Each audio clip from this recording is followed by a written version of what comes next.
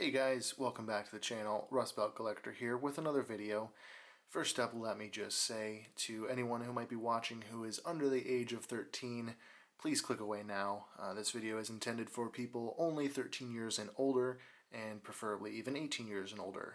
This is just because of the whole new FTC thing, so please, just to keep my channel safe and everybody safe on this platform, please click away if you are watching this and you are under the proper age of the YouTube standards. Now for everybody else, if you've seen my last video, you kind of know the whole YouTube thing, and it's blown up all over YouTube, so if you haven't seen it on my channel, you've seen it somewhere. I'm still a little bit wary about it, but going forward I am going to keep my videos up for the time being. I'm still going to have them all back saved on off of YouTube and be ready to basically just take them down if the need arises. But again, I'm very small as a channel. I will fly under the radar, but if I start seeing big channels getting hit, then I'll probably bug out too. But like I said, for the time being, I will keep all the videos up, and I will actually go through and start uploading more videos. I'll upload some more bootleg videos that James and I filmed, got some reviews, things like that. So I hope you all will enjoy those when they're uploaded, and this channel will keep going as long as it's able to go. So today we are looking at the latest release from the Star Wars 6-inch Black Series line. This figurine is Cara Dune from the new Mandalorian show. She hasn't shown up in the show yet, but I'm sure she will be in future episodes. She was in the trailer, all that kind of stuff, and it looks like she's going to have some pretty awesome action scenes and stuff like that. So looking forward to that. This figure is really nicely detailed, just all over, with the sculpt, the weapons, everything is absolutely what you would want out of both a Star Wars figurine and just a collectible in general. Starting off with accessories, she comes with this nice little dagger. It fits pretty loosely in the hand. You kind of gotta angle it right so that it will stay, but it can fall out pretty easily. Alternatively, you can store it in her boot like that, which is a cool just bounty hunter thing. You'd have that if you're in a fight, you just reach down, grab the knife, and put it to good use. She also comes with this amazing heavy blaster. I'm not really sure what its name is or designation, that kind of thing, but absolutely a beautiful design. I think the back here is a British Bren. Maybe the whole thing is. I just know because a lot of the Star Wars weapons are used like real world, and then they're just added on with a bunch of bits and pieces to make them Star Warsy. So that's what this is. It's got this really cool magazine going here, carry handle, nice weathering and wood coloring here, so it's really amazing. She can hold it fairly well. She can get it up to her shoulder like that if you want to have her in a more tactical position with it. Alternatively, you can actually have her carry it like this, firing it more from the hip, like you would see in an Arnold Schwarzenegger movie or something like that, just spraying from the hip, which I think is really awesome about this heavy weapon. And then also, apart from that, she does come with this small blaster pistol. Really nice. Kind of small, it seems like she's got this big heavy blaster. It should also be like a big heavy blaster pistol, but it is what it is. This is a nice sidearm, and she holds that really well. You can have her, gunslinger it like a true cowboy. It's really pretty awesome. This figure comes with some great accessories in my opinion, and it just complements the figure so perfectly. Taking a look here at the figure itself, just in detail and everything, the face sculpt is really awesome. As you can see, they're using the face printing technology as usual. It's really done a good job of capturing the likeness of the actor, and it even captures the small little rebellion symbol there on her cheek. The hair sculpt is really nice. I like the asymmetry of it, where it's just falling down on one shoulder and short on the other side. Really cool armor detailing all over. You got the back and the front. Short sleeves, which is kind of a cool breakup of the armor between the shoulders and the forearm pieces here. More of the blue armor here and here. All of it's nicely weathered. There's this really cool texture going on here with this undersuit.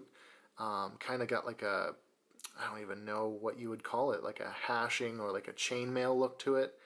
Really cool detail there. Then you have this really nice belt going on with the blaster and everything. Cool blue highlight going around it on all sides. I really love the coloration of this figure. You've got more of like the chainmail patterning on the legs here going down to the boots. And then of course you have the knife that slots into the boot there. And I like the asymmetry going on here. You've got one knee pad here and no knee pad there. Just kind of a cool detail. I love bounty hunter characters, and I like the look of like how they piece their armor together. It seems like it's always deliberate, so you know there's a reason she's got one knee pad and not two. Looking at articulation, she's got a ball jointed head, good range of motion for the most part, but the hair does inhibit it a little bit. But as you can see, up and down, a little bit of side to side, but for the most part it's more swivel than anything. As far as the shoulders go, the armor is soft up here, which allows her to get a 90-degree angle there. Just past 90 on the elbows, which is really nice. And then of course you have your hinge and swivel at the wrists, just like that. Really good articulation on the arms overall. It helps get a lot of nice posing with this bulkier weapon. And there's a ball joint here at the waist, good torso articulation. You have your standard Black Series, you know, legs, nothing to write home about. And then double jointed knees, which get their typical, you know, it's Black Series articulation. I think by now we're all pretty well established on how it works for the most part. There are some figures that are an exception to that, but for the most part, I mean, you know, it's typical with your, you know, your hinged foot with a rocker, that kind of thing. I should note there is some nice weathering going on here with the boots, kind of like, you know, mud that then fades off as it goes up to the like the knee area. Just cool little details like that are always nice on a figure. Overall, this figure does have a lot of nice weathering going on, and I appreciate that. Also to note, this tattoo is quite a cool little feature as well. You kind of wonder if maybe each hash mark stands for a bounty that she has collected. That'd be kind of a cool little backstory going on there, but who knows, maybe we'll find out more about that in the show. As I mentioned before, I absolutely love the color work on this figure, or like the color scheme of the design. It's got this really nice dark blue on most of the armor and the pants, but then it also has these highlights of lighter blue on the wrists, the belt, and even on the gloves there. It's really cool. It's a unique color. You don't see this shade of blue very often in figures, especially in like the Star Wars universe. And when I saw it, I was just completely taken with it. Like, I just think it looks really awesome overall. And as I was looking at it, it kind of gave me like a vibe of one of my favorite color schemes in the vintage Star Wars action figure line, like the really old Kenner figures. And that is the 21B medical droid.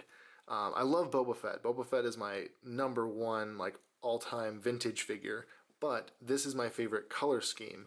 And it's just this color of blue. Like, it's a very unique shade of teal-ish blue. I don't really know, you know, there's probably a specific name for it, but I always just kind of refer to it like, oh, it's the 21B robots color scheme. And it's not identical, and the lighting doesn't really capture it as much as it does in person, but it's a very similar color scheme that you have with this color blue, more so in the belt and the highlights, but then also up here. That's what it reminded me of. When I saw it, I was like, that is a really cool color blue, and it reminds me of that. That might not be something that everyone is totally drawn to, but I noticed it, and I just thought, that is really cool. So that just sold me on the figure that much more. I love the figure to begin with. I love the Mandalorian series, so anything from that is an absolute win for me. But that color scheme just made it all the more better. And then as another reference, here she is next to my Bounty Hunter Zuvio figure. If you don't know what this is a reference to, you can go to my Instagram and check it out. It's kind of that whole Constable Zuvio from The Force Awakens was a terrible peg warmer back when he was first released in the Black Series line, and collectors did not want anything to do with him.